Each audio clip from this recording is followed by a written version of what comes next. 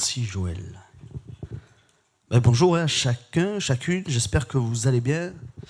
Alors Silvio, tout à l'heure tu disais d'une phrase que Fabrice disait souvent. Moi je dis bonjour souvent à chacun, chacune, j'espère que vous allez bien. À chaque fois d'ailleurs, hein, je vous pose cette question. Alors aujourd'hui c'est un dimanche un petit peu particulier. Alors c'est pas notre dernier dimanche avec vous puisque nous sommes ici jusqu'en fin juillet. Donc il reste encore quelques dimanches. Donc c'est pas l'heure des au revoir.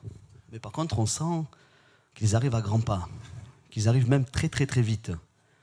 Alors je ne vais pas m'éterniser sur les salutations, et nous allons, si vous le voulez bien, rentrer directement dans le vif du sujet ce matin. Et pour cela, nous allons prendre un passage dans la Bible. Et une fois n'est pas coutume, je vais surprendre notre projectionniste, et je vais donner le titre maintenant. Alors le titre c'est « À l'homme, cela est impossible ». Alors ce matin, si nous sommes réunis, alors ce n'est pas seulement pour la GAP qui va suivre, enfin j'espère, mais ce matin, si nous sommes réunis, c'est par la grâce d'une personne en particulier. Et cette personne nous a même devancés ici dans ce lieu. La Bible dit, si 2 ou 3 sont assemblés en mon nom, je suis au milieu d'eux. Alors celui qui nous réunit ce matin, alors c'est pas Joël qui nous réunit ce matin, ce n'est pas non plus votre amitié pour nous qui nous réunit ce matin, mais celui qui nous réunit, c'est Jésus. Parce que sans Jésus, qui serait là ce matin? Moi le premier, sans Jésus, je ne serais pas là devant vous. Il était là au commencement. Au commencement, toute chose a été faite par lui, et rien de ce qui a été fait n'a été fait sans lui. Nous sommes réunis également autour de sa parole pour partager le beau message de l'Évangile. Alors moi j'aime bien prendre des versets pour les messages. Parce que je me dis que la parole se suffit à elle-même. En fait, tout ce que l'on peut y rajouter, autour est forcément moins parfait. Puisque ça vient de nous finalement. Il y a un petit peu de part de nous. Alors que la Bible, elle est parfaite. Parce qu'elle a été inspirée du Saint-Esprit et elle est la parole de Dieu. Dans le cadre de ma formation pastorale, j'ai suivi un cours d'homilétique. Est-ce que vous savez ce que c'est que l'homilétique? L'homilétique, c'est l'éloquence propre à la prédication. En fait, c'est la façon de prêcher, si vous préférez. Et pour passer l'examen final du cours, je suis monté sur Paris. Et ouais, j'ai prêché à Paris, c'est incroyable. Non, en fait, c'est parce que c'est des cours à distance. Et pour faire l'examen final, c'est mieux en présentiel. Donc du coup, tous les étudiants s'est retrouvés sur Paris. Et à la fin de chaque prédication, à chaque fin de chaque passage, chaque apprenant devait dire les côtés positifs et les côtés négatifs de notre message. Pour savoir si on avait bien compris le cours aussi. Pour savoir s'il y avait des choses à améliorer chez l'autre et chez nous, forcément. Et l'un d'entre eux, vous savez ce qu'il m'a dit? Sur les points négatifs de ma prédication, il m'a dit que j'avais donné trop de versets. Je dis, ah bon? Je dis, moi je pense qu'il n'y a jamais trop de versets. Il n'y en a même pas assez. Bon, je ne vais pas passer le temps qui m'est imparti à vous lire la Bible, je vous rassure. Mais prenons quand même quelques versets pour introduire le message. Et pour ceux qui me connaissent, vous allez être surpris du passage que je vais prendre. Le passage que nous allons lire, on le trouve dans l'évangile de Matthieu. Et ouais, l'évangile de Matthieu, c'est un des livres que j'affectionne particulièrement. Donc c'est le premier livre du Nouveau Testament. Donc on va prendre ensemble Matthieu 19, versets 16 à 26. Alors je vous laisse le temps de prendre vos Bibles pour ceux qui l'ont, sinon c'est affiché pour ceux qui ont oublié leur Bible. Et voici un homme s'approcha et dit à Jésus, « Maître, que dois-je faire de bon pour avoir la vie éternelle ?» Il lui répondit, « Pourquoi m'interroges-tu sur ce qui est bon? Un seul est le bon. Si tu veux entrer dans la vie, observe les commandements. » Lesquels, lui dit-il. Et Jésus répondit, « Tu ne tueras point, tu ne commettras point d'adultère, tu ne déroberas point, tu ne diras point de faux témoignages. Honore ton père et ta mère, et tu aimeras ton prochain comme toi-même. » Le jeune homme lui dit, « J'ai observé toutes ces choses. Que me manque-t-il encore ?» Jésus lui dit, « Si tu veux être parfait, vends ce que tu possèdes, donne-le aux pauvres, et tu auras un trésor dans le ciel, puis viens avec moi et suis-moi. » Après avoir entendu ces paroles, le jeune homme s'en alla tout triste, car il avait de grands biens. Jésus dit à ses disciples, « Je vous le dis en vérité, un riche entrera difficilement dans le royaume des cieux. Je vous le dis encore, il est plus facile à un chameau de passer par le trou d'une aiguille qu'à un riche d'entrer dans le royaume de Dieu. » Les disciples, ayant entendu cela, furent très étonnés et dirent, « Qui peut donc être sauvé ?» Jésus les regarda et leur dit, « Aux hommes, cela est impossible, mais à Dieu, tout est possible. À l'homme, cela est impossible. Impossible d'accéder au royaume des cieux. Il nous est impossible d'être sauvés. Nous ne pouvons pas. Voilà une histoire qui dit beaucoup de choses. Nous voyons un jeune homme qui se rapproche de Jésus et qui lui demande « Que dois-je faire pour avoir la vie éternelle ?» Jésus va lui répondre « Si tu désires hériter de la vie éternelle, si tu désires être sauvé, c'est très simple. Ben, tu observes les commandements de Dieu et tu auras la vie éternelle. » Alors, ce sont les commandements que Jésus lui rappelle. Tu ne tueras point, tu ne commettras point d'adultère, tu ne déroberas point, tu ne diras point de faux témoignages.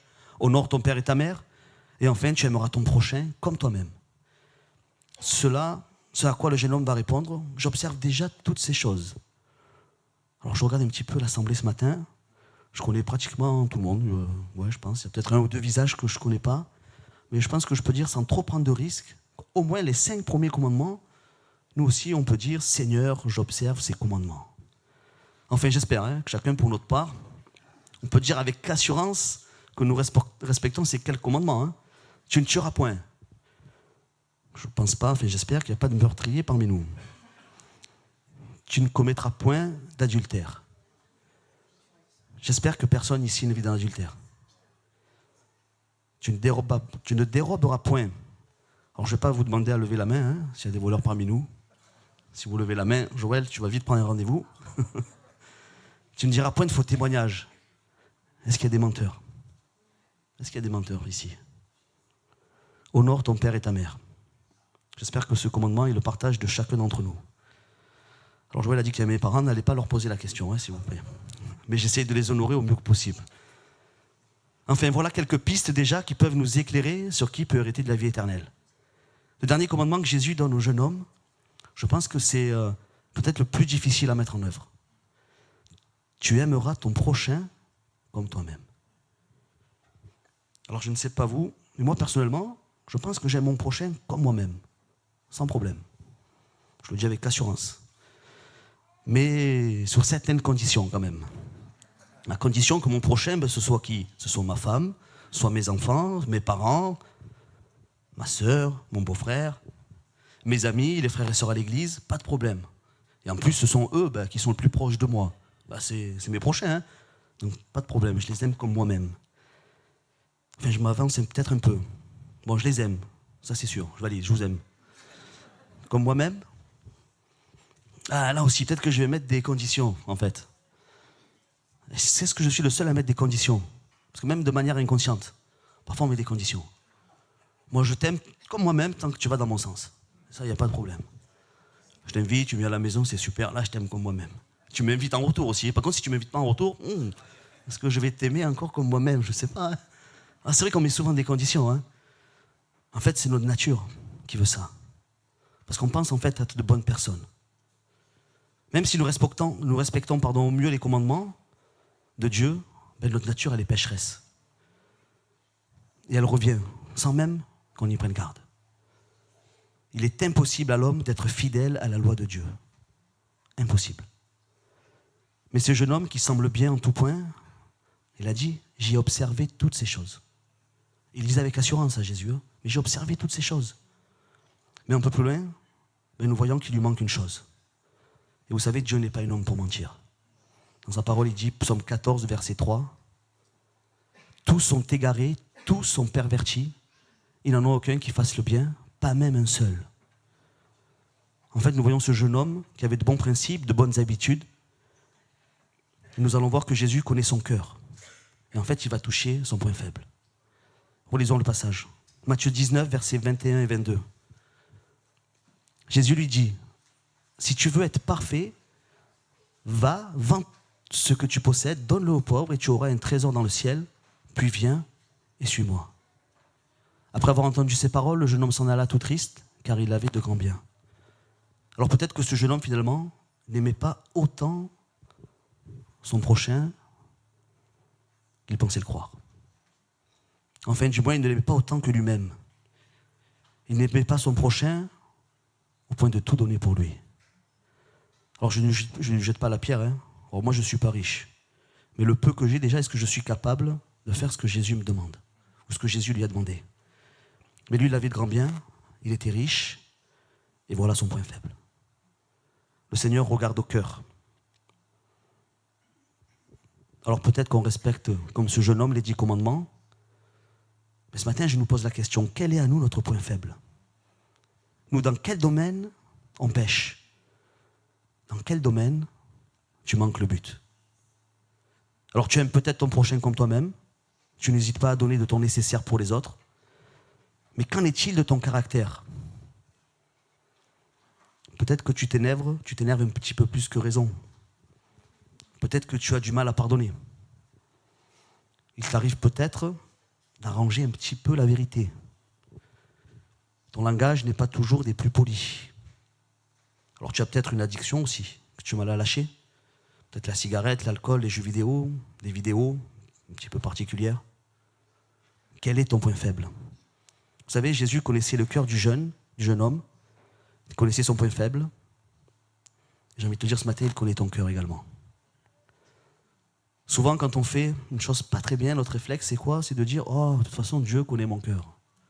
Dieu connaît mon cœur. Dieu, il sait que je suis, que finalement, je ne suis pas si méchant que ça. Finalement, je ne suis pas si mauvais. Mais en fait, cette affirmation, elle n'est pas faite pour nous rassurer. Est-ce que vous savez ce que la parole de Dieu dit sur le cœur de l'homme? Psaume 17, verset 9. Le cœur est tortueux par-dessus tout et il est méchant. Qui peut le connaître? Alors quand vous faites une erreur, ne dites plus le Seigneur connaît mon cœur. Parce qu'en fait, ça ne va pas dans l'autre sens. Hein. Parce que oui, le Seigneur connaît ton cœur. Et il sait qu'il est tortueux par-dessus tout et qu'il est méchant. Alors toi, mon frère, ma soeur, mon ami, peut-être qui vient pour là ou les premières fois, quel est ton point faible? Quelle est la chose qui t'est difficile d'abandonner? Quelle est la chose qui toi aussi te rend triste quand tu y penses, quand tu es face à Jésus? Quelle est la chose qui te fait partir tout triste? Alors il nous arrive aussi parfois de ressembler à ce jeune homme. Parfois, selon la situation, nous aussi, on peut tourner les talons au Seigneur et partir tout triste. Mais heureusement, le texte ne s'arrête pas là. Ça ne s'arrête pas au jeune homme s'en alla tout triste, car il avait de grands biens. Le texte, il a continué. Qu'est-ce qu'on a vu par la suite? Nous voyons les apôtres qui étaient présents pendant cet échange entre Jésus et ce jeune homme. Et ils vont s'inquiéter. Aussi, ils vont douter. Ils se sont dit, mais comment ce garçon qui semble bien en tout point peut-il ne pas pouvoir être sauvé? Si lui, il ne peut pas, en fait, qui il peut? Et Jésus leur dit, Matthieu 19, versets 25 et 26, les disciples ayant entendu cela furent très étonnés et dirent, qui donc peut être sauvé? Jésus les regarda et leur dit, aux hommes, cela est impossible, mais à Dieu, tout est possible. Alors nous voyons que le jeune homme ne respecte pas toute la loi. Mais est-ce que vous savez que la loi, en fait, n'a pas été faite pour nous sauver? La loi ne nous sauve pas. Il y a plus de 600 lois dans l'Ancien Testament. Qui, à part Jésus, en fait, peut respecter toute la loi? Et en plus de ça, même si on respecte toute la loi ne sauve personne. Parce qu'elle n'a même pas été faite pour ça. Est-ce que vous savez c'était quoi le but de la loi? Pourquoi Dieu a mis des lois? Le but de la loi était de révéler aux hommes leurs péchés. Romains 3, verset 20. Car nul ne sera justifié devant lui par les œuvres de la loi, puisque c'est par la loi que vient la connaissance du péché. Comment puis-je savoir que ce que je fais n'est pas bien si je ne le sais pas? Alors que nous soyons fils ou filles de pasteurs, nés dans une famille chrétienne, peut-être depuis plusieurs générations, qu'on soit musulmans, hindouistes, bouddhistes, athées. En fait, face aux 10 commandements, la loi de Dieu nous remet tous sur un pied d'égalité. Face à la loi de Dieu, on est tous égaux. Là, il n'y a pas de problème. On sait que tous, on passe à côté. Et en fait, c'est ce que Jésus nous montre dans cette histoire. Ce jeune homme qui semble si bien, mais quelque part manque le but à un moment donné. Toi aussi, mon ami, qui vient pour la première fois, peut-être que tu penses être une bonne personne, tu l'es sans doute, mais qui sommes-nous face à Dieu? Est-ce qu'on est une bonne personne face à Dieu? Effectivement, à l'homme, c'est impossible. Mais à Dieu, tout est possible. Et c'est ce que Jésus a dit à ses disciples. Aux hommes, cela est impossible, mais à Dieu, tout est possible. Oui, parce que c'est Dieu qui sauve.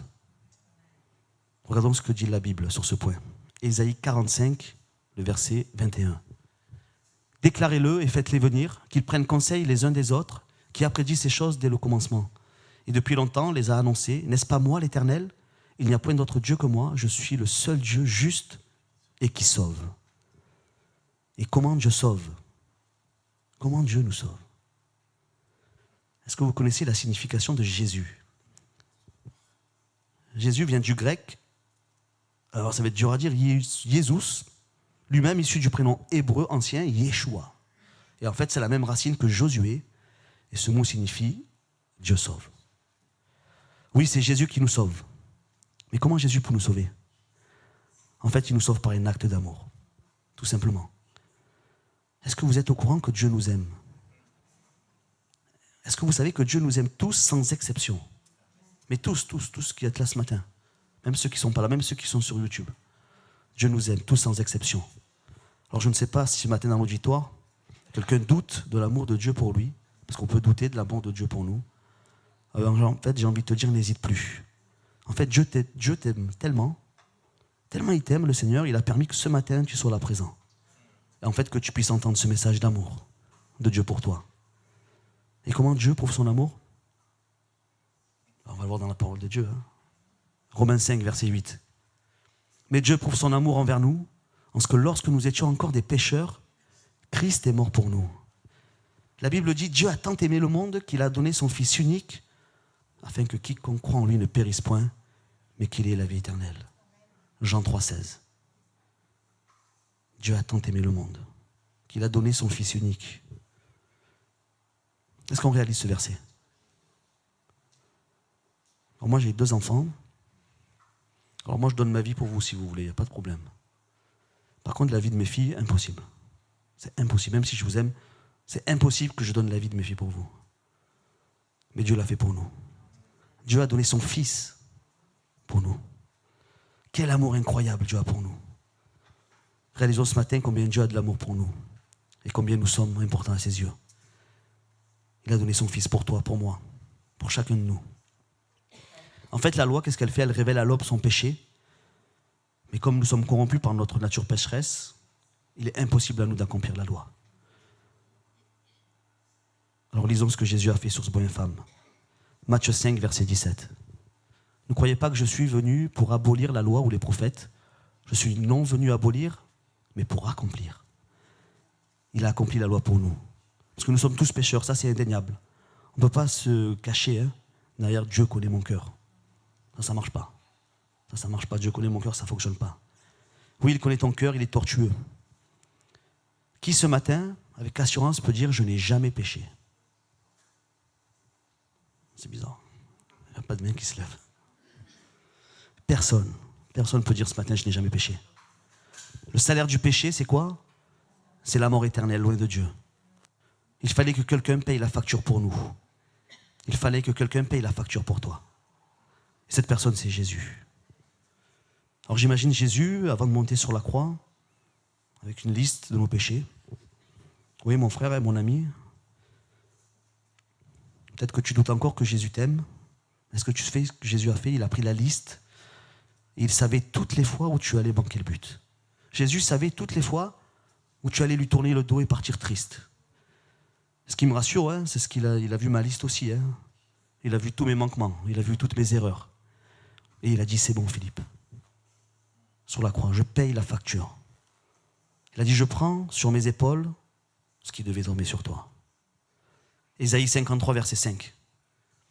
Mais il était blessé pour nos péchés, brisé pour nos iniquités. Le châtiment qui nous donne la paix est tombé sur lui. Et c'est par ses meurtrissures que nous sommes guéris. Et c'est ce qui est encore plus fort, c'est qu'il ne nous demande rien en retour. Tout ça, c'est gratuit. Et toi, mon frère, ma soeur, mon ami, c'est pareil. En fait, Jésus ne te demande rien en retour, si ce n'est d'accepter ce salut offert par grâce et de l'aimer. Matthieu 22, versets 37 et 39. Jésus lui dit, tu aimeras le Seigneur ton Dieu de tout ton cœur, de toute ton âme et de toute ta pensée. C'est le premier et le plus grand commandement. Et voici le second qui lui est semblable, tu aimeras ton prochain comme toi-même. Quand je reconnais que je suis pécheur, quand je réalise que je suis sur la mauvaise route, quand je choisis de me détourner de mes mauvaises voies, mon désir est d'être fidèle à la parole de Dieu. Il y a une phrase qui m'est venue quand je réalisais en fait, que je n'étais pas un bon gars. On n'était pas dans cette église lors de notre conversion. Et j'ai appelé un frère de l'église là-bas. Je ne sais pas s'il va se reconnaître. Il est parmi nous ce matin. Et je l'ai appelé. J'ai dit, mais tu comprends. Je ne vais pas dire ton prénom, hein, Patrice. Donc, je l'ai appelé.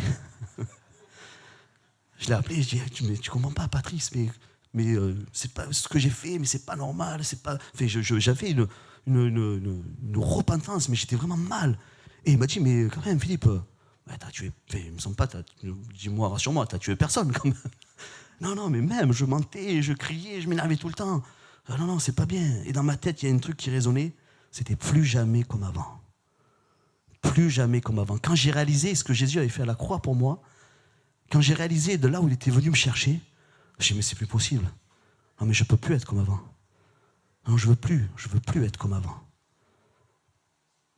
Mais comment être fidèle à la parole de Dieu, puisqu'à l'homme, cela est impossible?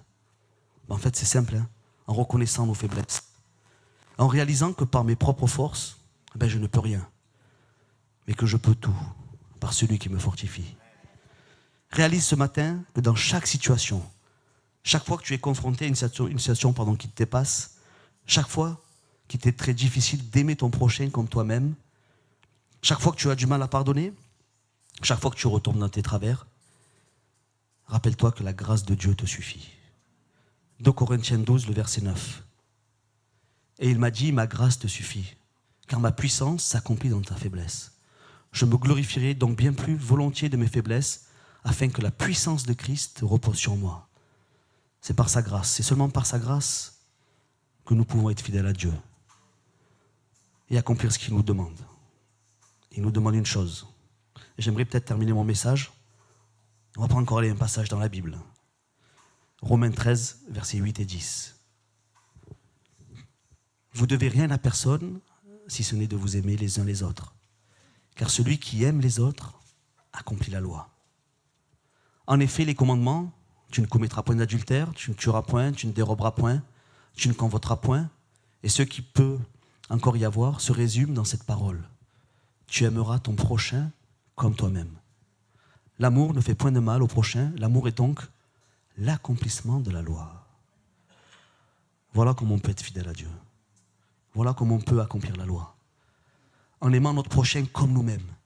Par amour, pour nous, Dieu a donné son Fils unique. Par amour, pour nous, Jésus est monté sur cette croix. Alors j'aime bien cette expression qui dit, c'est pas les clous qui ont maintenu Jésus sur la croix, mais c'est son amour pour toi. C'est son amour pour moi. Alors Jésus, par ta grâce, moi aussi je choisis d'aimer. Je choisis d'aimer mon prochain comme moi-même. L'histoire du jeune homme riche nous rappelle une chose. Cette histoire, elle met en lumière la nature pécheresse de l'homme et l'impossibilité d'atteindre la perfection par soi-même, soulignant combien la grâce de Dieu nous est indispensable. La loi révèle le péché, mais seul Jésus peut l'accomplir.